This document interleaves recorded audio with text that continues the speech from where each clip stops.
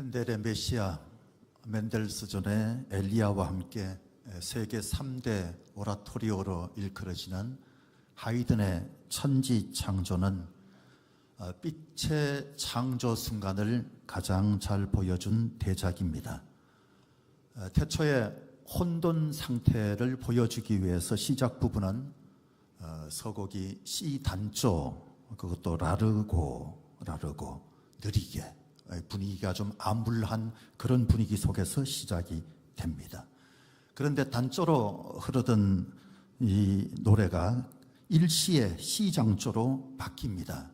하나님이 빛이 있으라 그렇게 선포하셨을 때 빛이 있었다, 성경이 그렇게 나오는데, 빛이라고 하는 단어가 울릴 때 갑자기 포리티시모, 아주 세게 그런 분위기로 바뀌어져서 모든 그 오케스트라 단원들하고 합창단이 꽝 하면서 좀 큰 소리를 내는 그런 모습으로 음악이 진행이 됩니다. 마치 온 우주 공간에 일시에 저 위에서 막 빛이 쏟아져 내려오는 것 같은 장면, 혼돈, 공허, 그리고 캄캄한 어둠이 일시에 다 물러나가고 빛이 쏟아져 들어올 때의 장면을 연상하게 하는 것, 그게 바로 천지창조의 묘미입니다. 빛이라고 하는 것은 창조 첫날에 하나님께서 가장 먼저 만드신 것입니다. 그러니까 천지창조는 빛으로부터 시작됐다, 그렇게 보시면 될 것입니다. 태양은 달과 함께 넷째 날에 만들어졌으니까 태양이 빛의 근원은 아닙니다. 태양은 그저 빛을 비춰주는 수단일 뿐이고 온 우주 곳곳에 하나님이 창조하신 빛이 있었다라고 하는 것입니다. 가장 먼저 왜 하나님께서 빛을 만드셨을까? 그건 하나님이 빛을 만들어 두셔야 모든 것을 밝게 볼 수 있기 때문에 하나님께서 가장 먼저 빛을 만드신 겁니다. 그러니까 모든 것의 실체가 드러나게 하는 빛이다, 그렇게 보시면 되겠죠. 그래서 빛은 진리라고 할 수 있습니다. 또 이 빛은 생명과 연결되는 것입니다. 요한 1서 말고 요한복음 1장 4절에 보시면 그 안에 생명이 있었으니 이 생명은 사람들의 빛이라 라고 하는 말씀이 나와 있습니다. 그리스도 안에 있는 생명, 그리스도 안에 있는 생명이 사람들에게 하나님을 알게 하는 빛이었다, 빛이라, 그런 뜻으로 보시면 될 것입니다. 이 자연계의 숱한 사물들 가운데서 빛이라고 하는 것은 하나님을 형상화하는 데 가장 적합한 것이 아닌가 싶습니다. 그래서 5절 말씀에 사도 요한은 하나님은 빛이시라 그렇게 선언하셨습니다. 요한복음 8장 12절에서 예수님은 나는 세상의 빛이다, 그런 말씀을 하시죠. 당신을 세상을 비추는 빛이다, 그렇게 말씀하셨는데, 빛이라고 하는 것이 갖고 있는 투명성, 밝음, 그리고 순백, 또 뜨거움, 생명력, 이런 것들이 빛이 하나님을 형상화하고 하나님을 상징하기에 가장 적합한 것이다 라고 하는 생각이 듭니다. 오늘은 요한서신 세 번째 시간, 하나님은 빛이시라, 하나님은 빛이시라, 그런 제목으로 말씀을 나누는데 은혜 되시기 바랍니다. 첫 번째로 빛은 살아나게 하는 것입니다. 살아나게 하는 것. 내 영혼의 어두움을 다 사라지게 만들고 밝게 해주시는 분, 하나님의 이름은 성경에서 참 다양하게 소개가 되고 있는데, 구약 성경에서 가장 대표적으로 하나님을 말하는 것은 여호와일 것입니다. 존재하신다, 그런 뜻이에요. 존재하시는 분, 그냥 존재하시는 분, 누구에게서 태어난 것이 아니라 하나님은 존재하신다. 그래서 여호와, 이게 구약에서 가장 대표적인 이름이고, 엘로힘이라고 소개가 될 때도 있는데 전능하신 하나님, 그런 뜻이죠. 또 엘리온, 그러면 하나님은 지극히 높은 분이시다 하는 그런 뜻이고, 엘샤다이는 모든 것을 풍성하게 가지고 계신 분이시다, 그런 뜻입니다. 엘로이, 그러면 보고 계시는 하나님, 감찰하시는 하나님, 지금도 하나님은 엘로이, 보고 계시는 하나님이십니다. 또 여호와 삼마, 그러면 거기 계시는 하나님, 하나님은 내가 거하는 그곳에 계시는 분이란 사실을 믿으시기 바랍니다.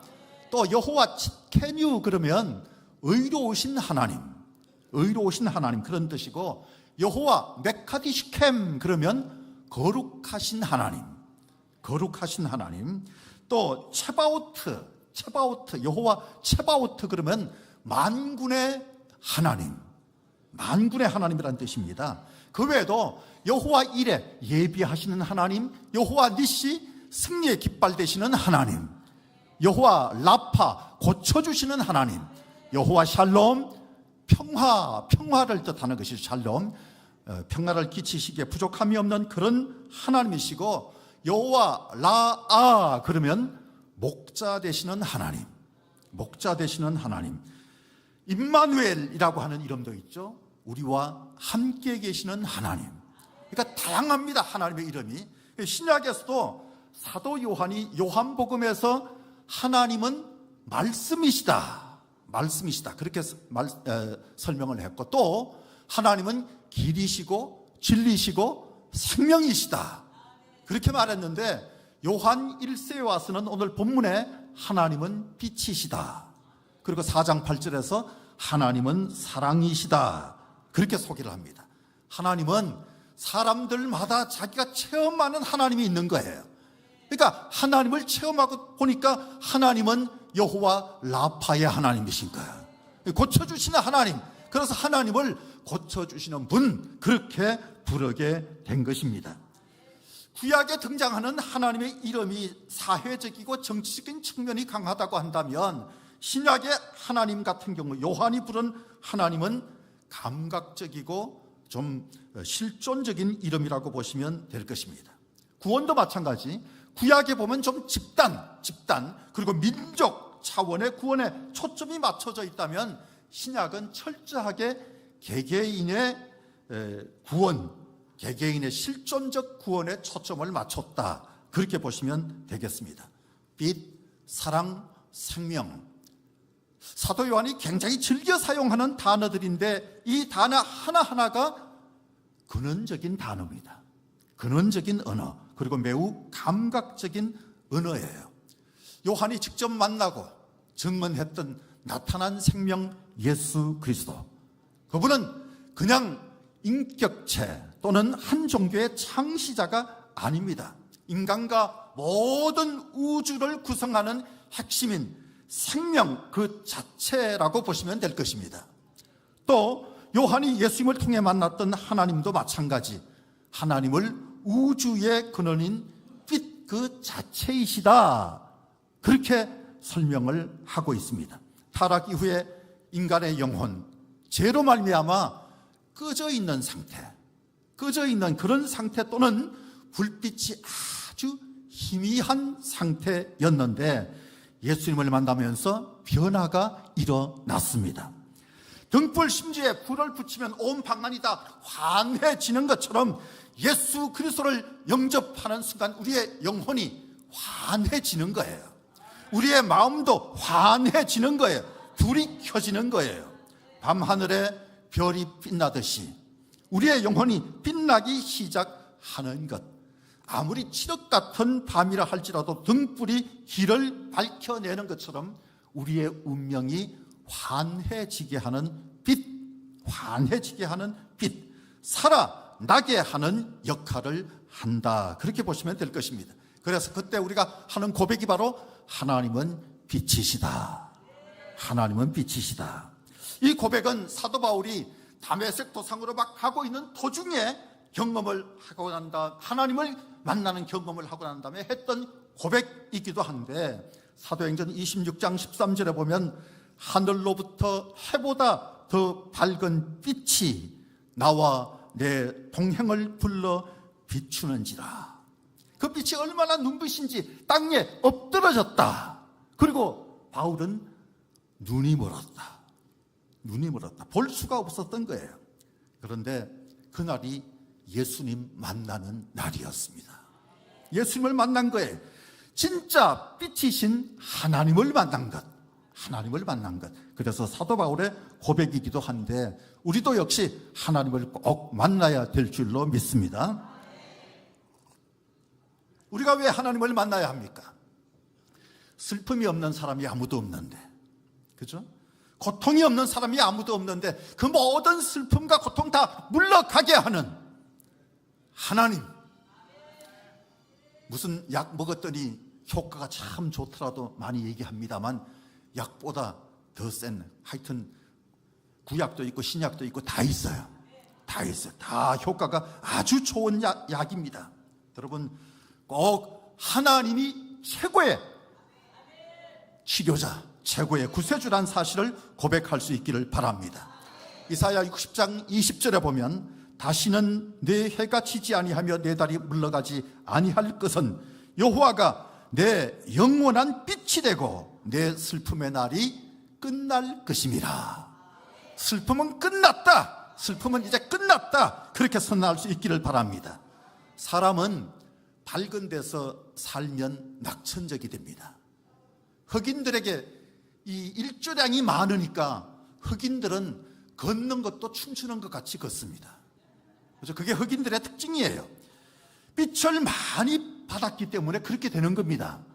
반대로 일조량이 적은 저 북방부의 사람들 같은 경우에는 우울증 증상을 많이 보입니다. 계절적으로는 여름보다 겨울이 되면 우울증 증상이 많이 나타나는 거예요.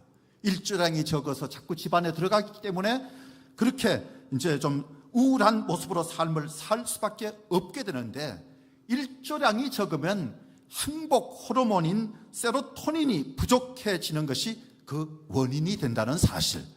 여러분, 11시에서 한 2시 사이에 30분이라도 바깥에 나가면 하나님이 치료하시는 시간입니다. 하나님이 치료해 주시는 시간. 하나님은 우리가 이 건강한 삶을 살기를 원하시는 분이세요.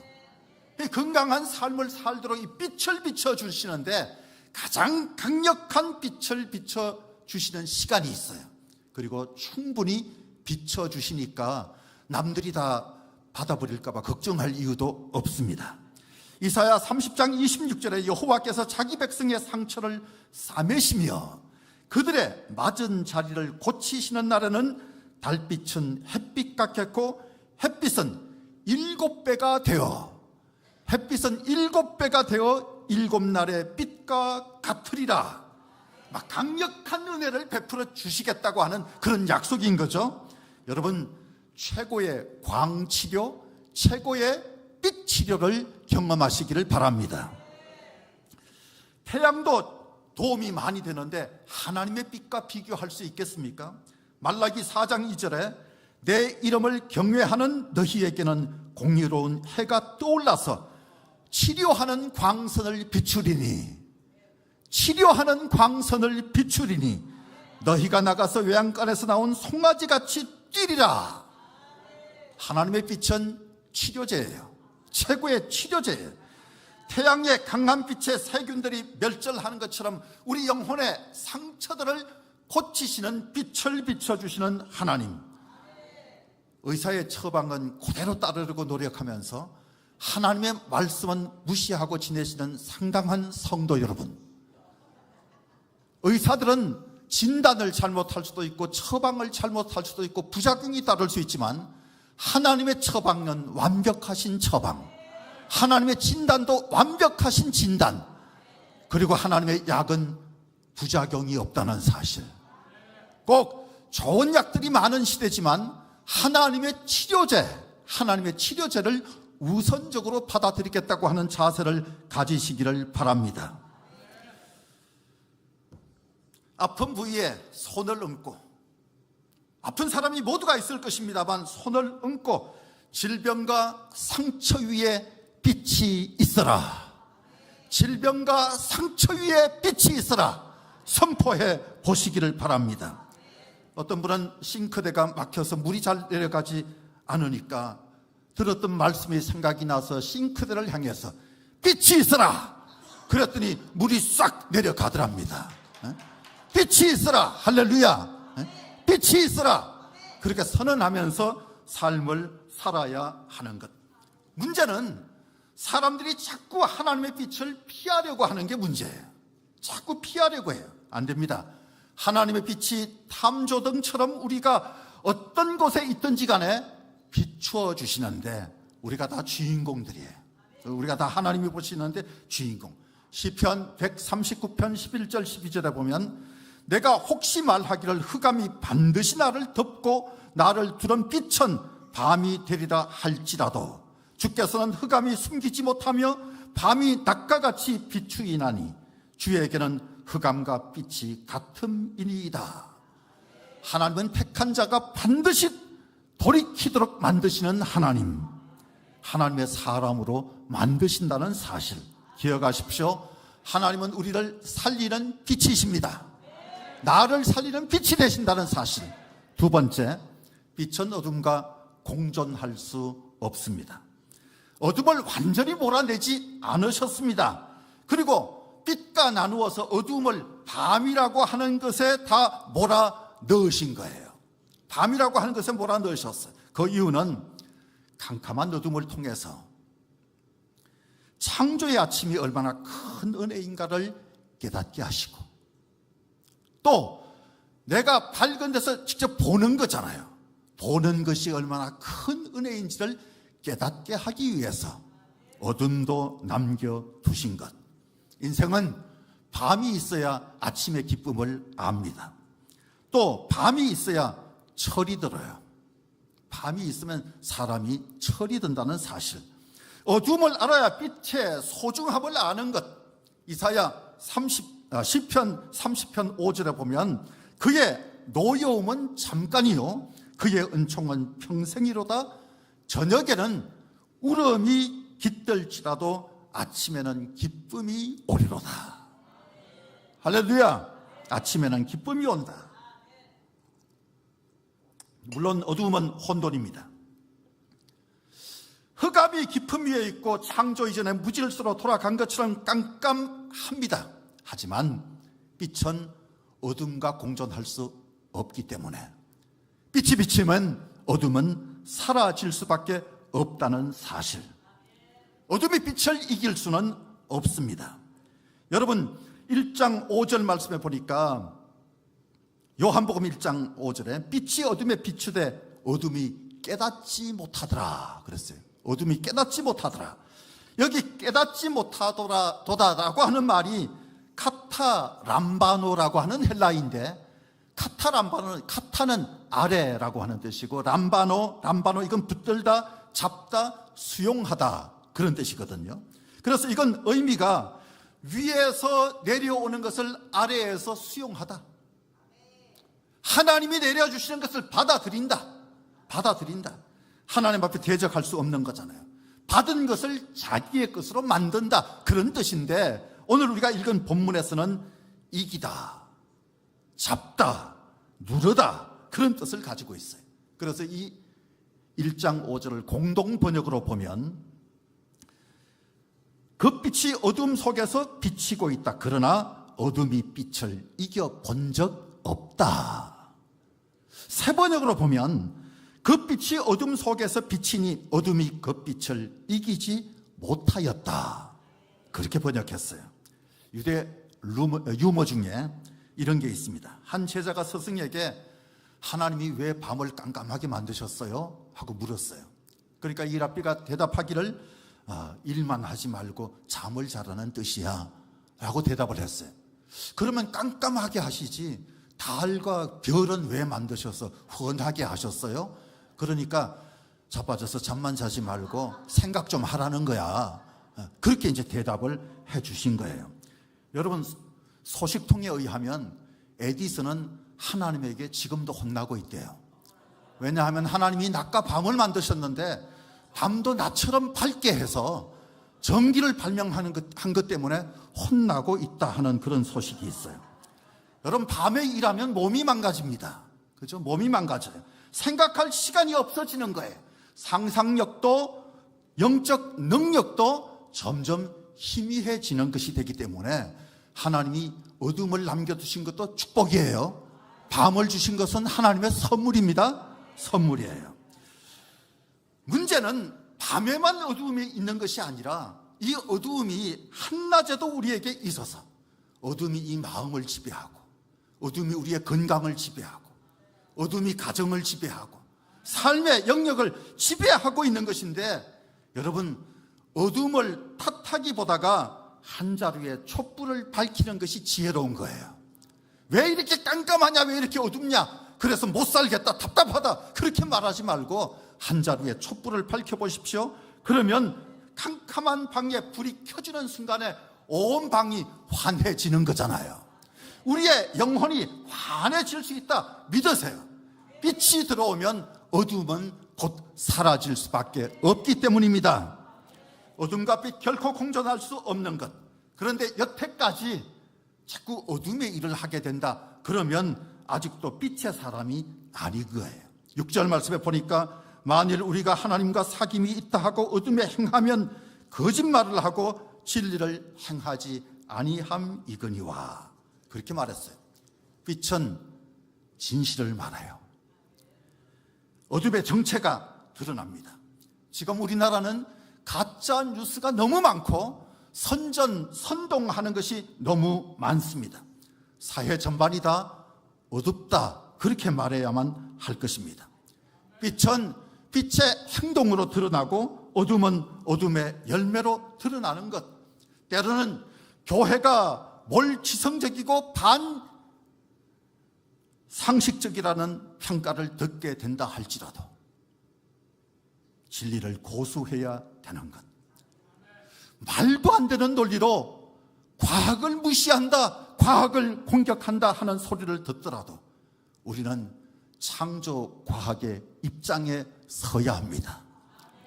하나님이 빛이 있으라 해서 빛이 있었고, 하나님이 모든 천지를 만드신 분이시니까, 만물을 다 만드신 분이니까, 과학이라고 하는 그 작은 것 가지고 과학이 옳다라고 말하는 사람들 앞에 무너질 수 없는 거잖아요. 있을 수가 없는 일입니다. 동성애 이슬람에 대한 입장도 타협할 문제가 아니고, 또 인권을 운운하며 차별 금지법을 통과시키려고 하는 것을 절대 동의할 수 없는 것. 여러분, 끝까지 고수해야 될 것은 고수해야 합니다. 끝까지 붙들어야 할 것은 붙들어야 되는 거예요. 한국교회 본질적인 악을 타파하겠다고 교회 내에서도 딴소리하는 사람들이 있습니다만, 어둠의 술책을 동원한다 할지라도 그건 그저 어둠의 자식들이 하는 일이다, 그렇게 보시고, 어둠은 결코 공존할 수 없다는 사실을 믿고 그렇게 살아가는 저와 여러분이 될 수 있기를 바랍니다. 마지막으로 세 번째, 빛 가운데 행하라. 빛 가운데 행하라. 요한 볼프간 폰 괴테가 햇빛에 비치면 먼지도 빛난다, 그런 말을 했어요. 햇빛에 비치면 먼지도 반짝반짝 빛이 나요. 빛이 나요. 하나님도 절망하는 곳에는 나타나지 않으신다면서 보잘것없는 티끌조차도 햇빛이 비치면 반짝이듯이 희망이 결국은 절망을 이긴다고 말한 것입니다. 맞습니다. 밝음이 어둠을 이깁니다. 먼지만 바라보지 말고 빛을 바라보면서 살 수 있기를 바랍니다. 야곱의 일생에서 가장 인상적인 장면은 형 에서가 군사를 이끌고 오니까 자기의 물질과 처자식을 앞서 보내고 홀로 야복강가에 남습니다. 거기서 하나님과 씨름하는 모습, 그게 가장 인상적인 모습인데, 이 야곱이 고집불통의 사람입니다. 아주 고집이 있었어요. 끝까지 고집을 부르니까 하나님께서 그의 환도뼈를 그냥 쳐서 부러뜨리셨어요. 그리고 하신 말씀이 창세기 32장 28절에 보니까 내 이름을 다시는 야곱이라 부르지 마라, 그렇게 말씀하시면서 이스라엘이라고 하는 새로운 이름을 주셨습니다. 사람이 이름이 바뀌면 그 사람이 완전히 존재가 바뀌는 겁니다.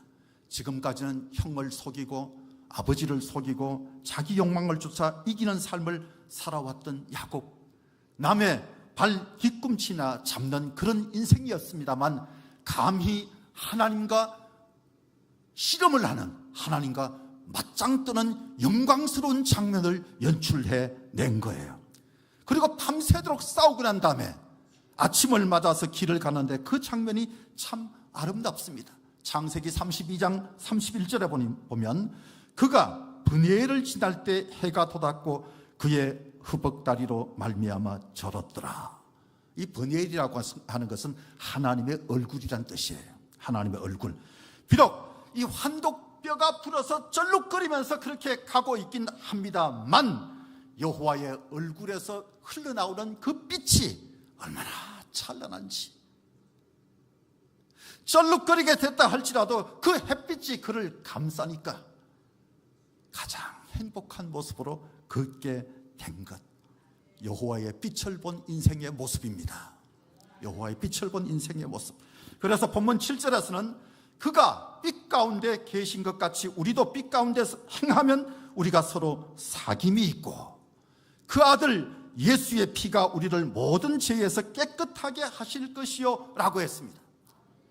빛 가운데 있다. 이건 빛을 받았다 하는 뜻인데 빛의 전달자가 되라는 거예요. 빛의 전달자. 여러분, 우리는 발광할 수는 없습니다. 그죠? 어떤 사람들 바라보면서 발광하네 그럽니다만 사람이 발광할 수는 없어요. 우리는 그저 반사체에 불과한 거예요. 반사체. 발광체는 아니더라도 반사체가 돼야 돼요. 그런데 믿음이 약해서 맨날 초승달, 맨날 금음달 모습으로만 비치지 말고 보름달이 환하면 사람들이 한번 쳐다보고 가잖아요. 참 너무 밝다 그러면서 쳐다보잖아요. 하나님을 삐딱하게 바라보지 마시고 그러면 초승달, 이렇게 하면 금음달, 딱 정면으로 서면 보름달, 할렐루야, 잘 비춰줄 수, 환하게 비춰줄 수 있어야 되는 거잖아요. 제대로 봐야 진리의 길을 제대로 걸을 수 있는 것. 빛을 많이 받을수록 점점 더 밝아지고 점점 더 건강해진다, 그 사실을 믿으십시오. 빛을 잘 받으면 위혹에 빠지지 않습니다. 흔들리지 않습니다. 우리가 서로 사귐이 있고, 요한은 그걸 사귐이라고 했습니다. 여기 이 사귐이라고 하는 것은 연대라고 표현할 수 있습니다. 그저 관조적인 사귐이 아니에요. 어둠에 막 대항하는 사귐이에요. 어둠에 대항하는 사귐. 세상의 정욕과 폭력과 어둠의 주관자에 대한 정의와 생명의 연대, 그렇게 보시면 될 것입니다. 빛 가운데로 걷는 것, 빛 가운데 걸으면 하나님이 도와주실 것입니다. 빛과 빛이 만나서 큰 불을 일으키게 된다는 사실. 빛이 미약할 때도 하나님은 다가오셔서 성령의 불을 붙여주셔서 그냥 활활 타오르게 만든다는 사실. 모두가 다 어렵습니다. 그러나 우리가 부르는 찬양이 있잖아요. 대산을 넘어 험곡에 가도 빛 가운데로 걸어가면, 빛 가운데로 걸어가면, 옆 사람 보면서 빛 가운데로 걸어가면 항상 지키시기로 약속한 말씀 변치 않네. 아멘. 하늘의 영광, 하늘의 영광 나의 맘속에 차고도 넘쳐 할렐루야를 힘차게 불러 영원히 주를 찬양하리. 아멘. 빛 가운데 걸어가면 빛의 자녀가 되는 거예요. 빛의 자녀. 인상을 펴세요. 등대가 빛을 잃어버리면 등대는 더 이상 등대가 아닙니다. 등대 역할을 할 수 없는 거잖아요. 초가 타지 않으면 저절로 빛날 수 없습니다. 반드시 불을 붙여서 타야 초의 존재가 드러나는 거잖아요. 사랑하는 여러분, 마찬가지입니다. 그리스도인이 빛의 자녀라면 반드시 빛 가운데로 걸어가야 하는 것.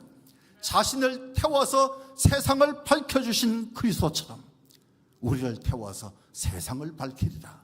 그 어느 때보다도 어둠이 짙은 시대, 온 나라가 대낮에도 캄캄합니다만 다 어두운 구석구석에서 밝은 빛의 자녀답게 그렇게 살아서 빛이 그리운 이 시대에 밝고 생명력 있는 세상의 빛의 사명을 잘 감당하는 저와 여러분이 될 수 있기를 주의 이름으로 축복합니다.